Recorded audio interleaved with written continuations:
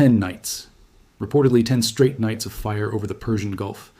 And as of today, July 21st, 2026, the United States and Iran appear closer to all-out war than at any point since this conflict began, according to multiple outlets tracking the exchange hour by hour. Here's the moment you need to understand. Buried more than 250 feet under a mountain outside a city, most Americans couldn't. Find on a map, Iran built something it believed no bomb on Earth could touch. Reinforced concrete, layered rock, blast doors reportedly thick enough to swallow a truck. A facility engineers designed specifically to survive an air campaign. And on at least 2 separate occasions now, first in the summer of 2025 and again during this year's fighting, the United States has answered that bet with a single weapon reportedly built for one purpose, to reach where nothing else can follow. That weapon is the GBU-57, the massive ordnance penetrator, 30,000 pounds according to publicly available specifications, and just over 20 feet long. Its casing is hardened to survive impact speeds that would destroy almost anything else, letting it drive downward through rock and concrete before its fuse arms. It doesn't detonate on contact. It waits, sensing depth as it descends, and only fires once it has reportedly reached the deepest chamber of its target. There's no defense system publicly known to intercept it once it's falling. It represents, on paper at least, the closest thing the American arsenal has to a guarantee that no facility is buried deep enough to hide. This isn't a one-time story from last year. According to recent reporting, it's happening again, right now, and by several accounts, the current phase is larger than the first. Rewind briefly to get your bearings, because a lot has reportedly changed in 13 months.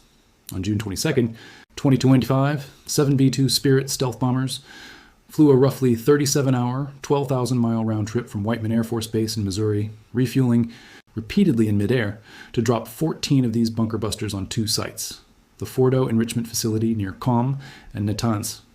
A third location, Isfahan, was struck separately by more than 24 submarine-launched Tomahawk missiles, reportedly because even the Pentagon's own Joint Chiefs Chairman believed the penetrator bomb might not reach deep enough there. The mission, which the U.S. called Operation Midnight Hammer, was described by American officials as a complete success.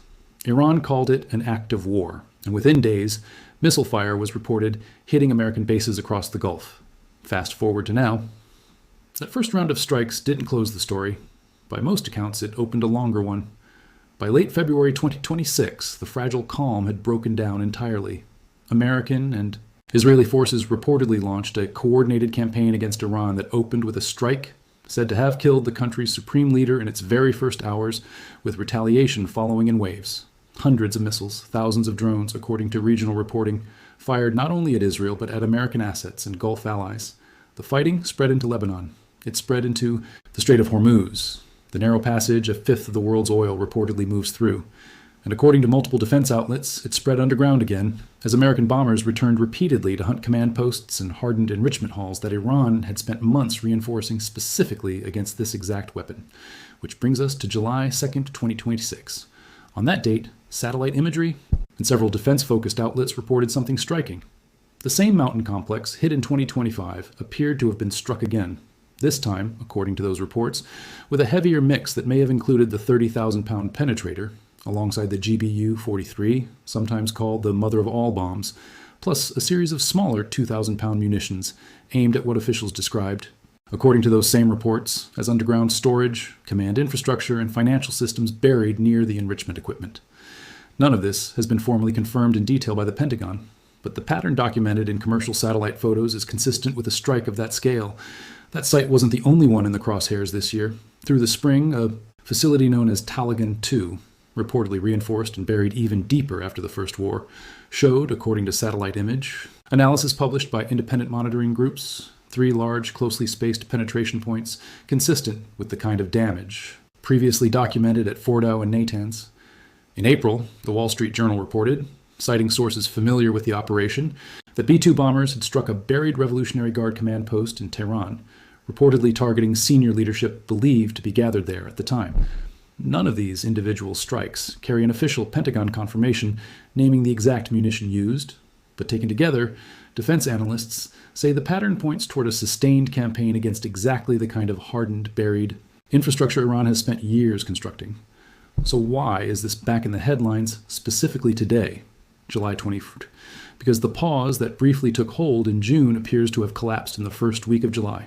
On July 6th and 7, according to multiple reports, Iran fired on commercial vessels near the Strait of Hormuz, and the United States responded with what officials described as a return to active strikes. In the days since, and continuing through July 19th and July 20th, the exchange has reportedly escalated sharply. At least 3 American service members have been killed over the past several days, according to U.S. officials, with a 4th set of remains still being identified at the site of a missile strike in Jordan. President Trump has publicly said Tehran will pay a price for those losses. CENTCOM said late Monday, July 20th, that it had completed another wave of strikes, and Iranian state media reported explosions in several locations. As of today, this reportedly marks the 10th consecutive night of exchanged fire between 2 countries that, on paper, had agreed to stop shooting at each other barely a month earlier. That's the story underneath the headline, not one. Isolated, dramatic, strike out of nowhere, but according to the reporting available right now, a war that never fully ended, clawing its way back into the open, one buried target at a time. And the weapon at the center of it, according to virtually every outlet covering this conflict, is still the same one built specifically to answer a regime's bet that depth alone could keep it safe. To understand why the single weapon keeps surfacing at the center of the biggest headlines of both 2025 and 2026, you have to go back further than either war, to a technical problem the Pentagon reportedly couldn't solve for over a decade. Here's the issue military planners kept running into. The deeper a target sits, the less any bomb can do about it. Older guided munitions from prior conflicts were designed to punch through a few dozen feet of reinforced concrete at most, enough for a shallow command bunker, not enough for a facility carved into a mountainside. And Iran reportedly built around that exact limitation, going deeper into rock than any known American weapon could reliably reach. Fordo itself was constructed with that gap in mind, reportedly sitting under somewhere between 80 and 90 meters of rock and soil near the city of Qom, further protected, according to prior reporting, by Iranian and Russian-supplied air defense systems ringing the area. According to public defense reporting, development of what became the GBU-57 stretched back roughly 15 years, driven in large part by the challenge that one specific site presented. The resulting weapon, per publicly released specifications, comes in at a 30,000-pound class, more than 5 times heavier than earlier bunker-busting munitions used in previous conflicts, with a nose built from a hardened alloy engineered to survive the shock of high-speed impact with rock without breaking apart. A delayed fuse inside is designed to count depth as the bomb descends, triggering detonation only once it's reached the calculated location of a target's deepest chamber, according to Pentagon fact sheets. Only one aircraft in the American fleet is built to carry it, the B-2 Spirit, the stealth bomber capable of penetrating contested airspace largely undetected, with each aircraft able to carry 2 of these weapons at a time. That's the entire known delivery chain for what's often described as the most significant conventional bunker-busting weapon in the U.S. arsenal. A small number of stealth aircraft, each hauling 2 of these bombs across thousands of miles, refueling multiple times in the air, to reach a single mountain complex in central Iran. June 22, 2025 marked its first confirmed use in actual combat, according to Pentagon statements at the time, the first operational deployment of the weapon in the history of the program.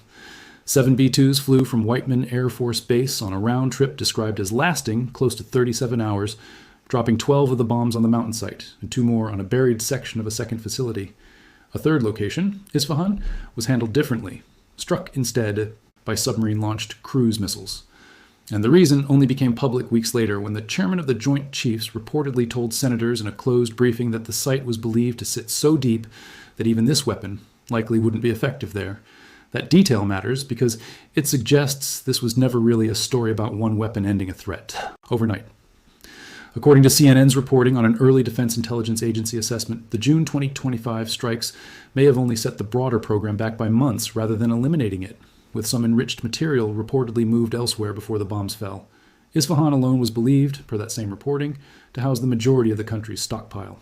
Multiple officials have said, both then and more recently, that a portion of what was built simply sits too deep to guarantee destruction from the air, regardless of the munition used. That unresolved gap appears to explain why the story didn't end there. Less than a year later, bombers were reportedly back over Iran, this time targeting Taliban 2, a site connected to older, unproven allegations about weapons-related research tied to a location called Parchin, and reportedly reinforced further underground after the initial 2025 strikes.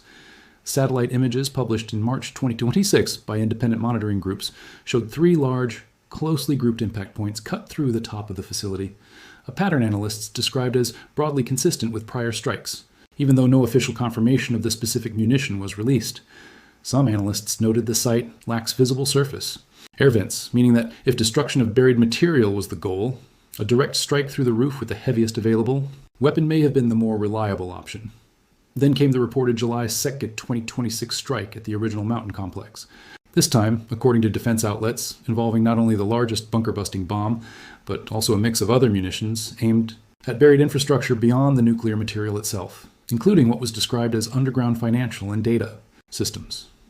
None of this has been formally itemized by the Pentagon in public statements, but the reported scale suggests an effort to finish what the first strike may not have fully accomplished. One detail says a great deal about how seriously military planners are treating this weapon going forward, independent of any single news cycle. In February 2026, according to government contracting records, the Air Force finalized a deal worth more than $100 million with Boeing to rebuild its supply of these bombs, with the paperwork itself describing the purchase as critically needed to replace what was used during the 2025 campaign. Months later, a second contract worth over $60 million followed, again tied explicitly to restoring what officials called America's most credible option for defeating hardened, deeply buried targets tied to weapons programs, not only in Iran, but anywhere such facilities might exist. Whatever else unfolds, the paper trail alone tells you the Pentagon expects to need this option again. If the 2025 strikes were the opening chapter, February 28th, 2026 is reportedly the night the conflict turned into something considerably larger.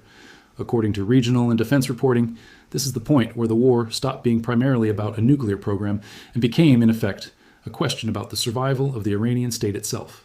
The campaign that began that night, which multiple outlets have referred to by the name Operation Epic Fury, though it has not been universally confirmed as an official designation, reportedly opened with a strike aimed not at a bunker full of centrifuges, but at the top of Iran's chain of command. According to several reports at the time, the opening strikes killed Iran's supreme leader, Ali Khamenei, and injured his son, Mojtaba Khamenei, who analysts had widely discussed as a likely successor. If accurate, that's an extraordinary development. Not a regional commander or militia figure, but the single most powerful person atop the Islamic Republic's political and religious hierarchy for over 3 decades, reportedly removed in one coordinated night of strikes. Within days, Iranian state media said the country had moved to name a new supreme leader, a transition that would typically unfold over months, compressed instead into days under an active bombing campaign. The retaliation that followed, according to multiple accounts, was immediate and large in scale, described by some outlets as a continuous torrent of hundreds of ballistic missiles and thousands of drones launched across multiple fronts, hitting targets in Israel, reportedly striking American allies across the Gulf, and reaching Lebanon, where a parallel Hezbollah-Israel conflict flared back up at roughly the same time. This wasn't containment. It was, by most independent assessments, the exact scenario analysts had warned about for years: a strike on a nuclear program spreading into a full regional conflict with several fronts active at once. The scale of destruction that reportedly followed is difficult to overstate, even allowing for the fact that many of these figures come from officials, state media, or monitoring groups rather than independently verified counts. By the time the initial phase of the campaign appeared to wind down around early May, multiple outlets described enormous damage across the region, thousands of reported deaths inside Iran, along with significant casualties in Lebanon, Israel, and Gulf states, and millions reportedly displaced as the fighting spread. According to some defense trade publications, U.S. and Israeli strikes may have hit more than 5,500 targets inside the country during this phase, a figure attributed to those outlets rather than an official Pentagon tally, including missile production sites, naval vessels, financial infrastructure, and command centers, alongside the buried nuclear facilities that had triggered the campaign in the first place. Iran reportedly imposed a domestic internet blackout as the fighting intensified.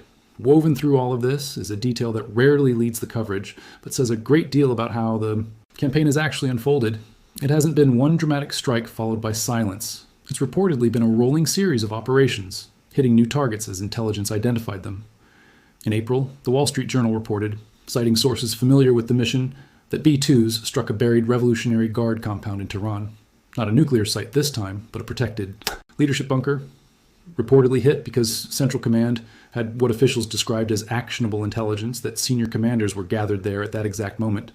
If accurate, that reflects a shift. A weapon originally built to defeat one mountain full of centrifuges, reportedly being used in near real time, against leadership targets as soon as intelligence located them. There's also a human cost inside Iran's own borders that's easy to lose amid missile counts and strike tallies.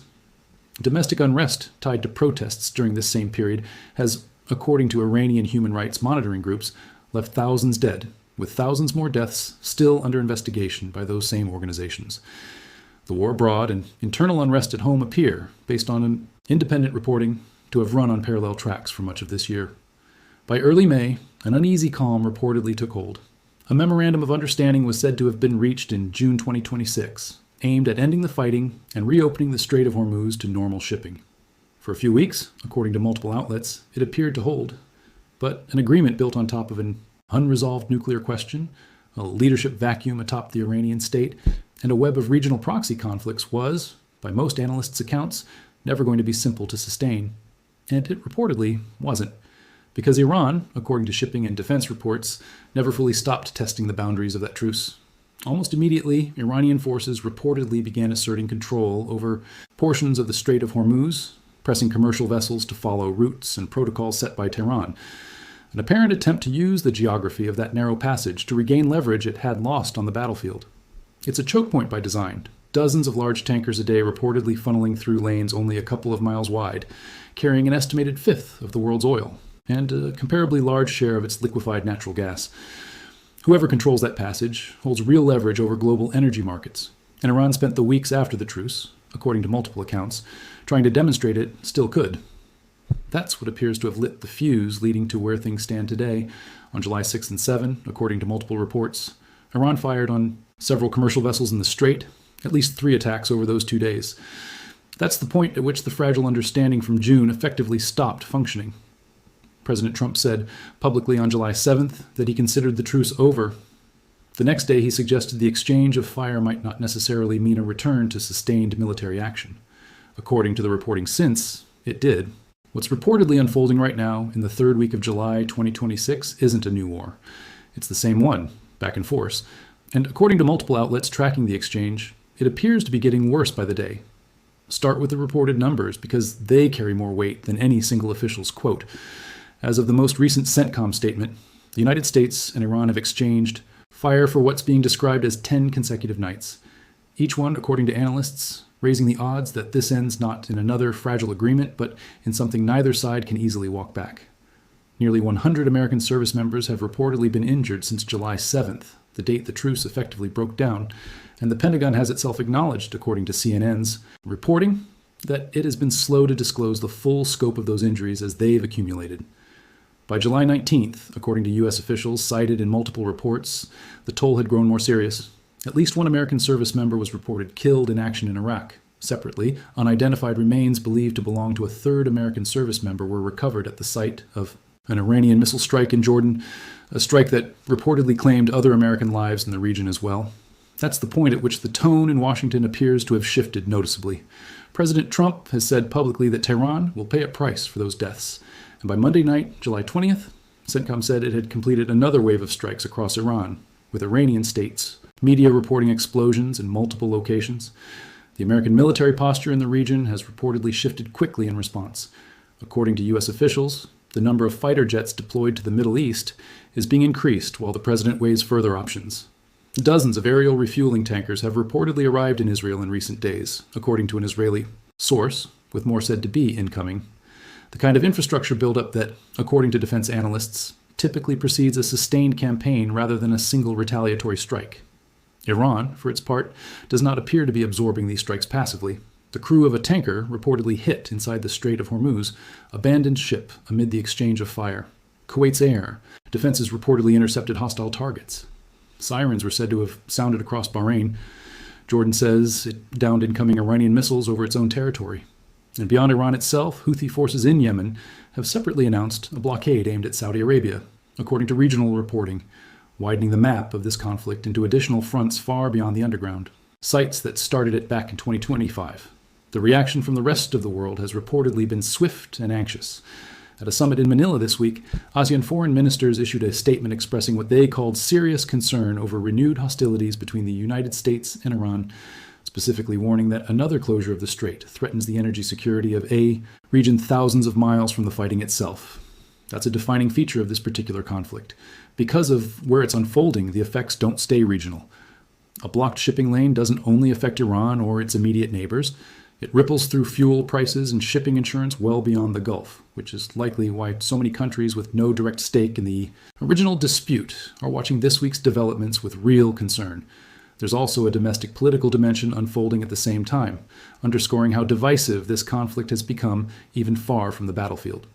According to reporting on public statements this week, New York City's mayor reiterated during an event in the Bronx his position that Israeli Prime Minister Benjamin Netanyahu should be held accountable over what he described as alleged war crimes, referencing the outstanding International Criminal Court warrant tied to the war in Gaza. Whatever one's view of those specific claims, it illustrates a broader point. This conflict has become a live political fault line in places far removed from the Gulf, not simply a story confined to foreign policy briefings. Underneath all of that, the core military picture, as best it can be pieced together from public reporting, hasn't shifted dramatically from where it stood in the spring. The United States appears to still be pursuing the same category of targets pursued since 2025, buried, hardened sites that Iran believed could withstand anything short of the heaviest weapon in the Americans' arsenal. Whether the current wave of strikes has specifically involved another deployment of the 30,000-pound bunker buster hasn't been confirmed in the way the reported July 2nd strike was. But the rhetoric and buildup surrounding this latest phase, more fighter jets, more tankers, a direct presidential warning tied to American deaths, suggests, according to analysts, a posture prepared to escalate further if needed, and that's the uncomfortable reality sitting under today's date. 13 months ago, the destruction of a single fortified mountain complex was treated as an extraordinary, once-in-a-generation moment. Today is Tuesday, July 21st, and according to the reporting available, it's simply another day in a conflict that has now run, with 1 month-long pause in the middle, for nearly 5 months. A campaign built around the heaviest conventional bomb in the American arsenal being deployed against Iranian sites has, by several accounts, started to feel less like history in the making and more like a recurring feature of this war. That shift, more than any single strike, may be the real story. Tonight, as this reportedly 10th consecutive night of strikes continues across the region, that's the most honest read of where things stand. Not a finished story with a clear resolution, but a long, grinding conflict that keeps circling back to the same buried facilities, the same category of heavy ordnance, and the same open question of whether anything hidden deep enough can truly stay out of reach. Millions of people across the region are living with the practical consequences of that unresolved question every night, not as a headline scrolling past on a phone, but as sirens, evacuations, and, for American families, the kind of notifications nobody expected to still be receiving 13 months after this all began. Whatever comes next, whether that's a fourth attempt at a truce, a wider regional war, or something in between that doesn't have a name yet, the world appears to be watching for the same signal it has watched for over a year, whether the deepest facility in Iran finally holds, or whether the ground gives way again.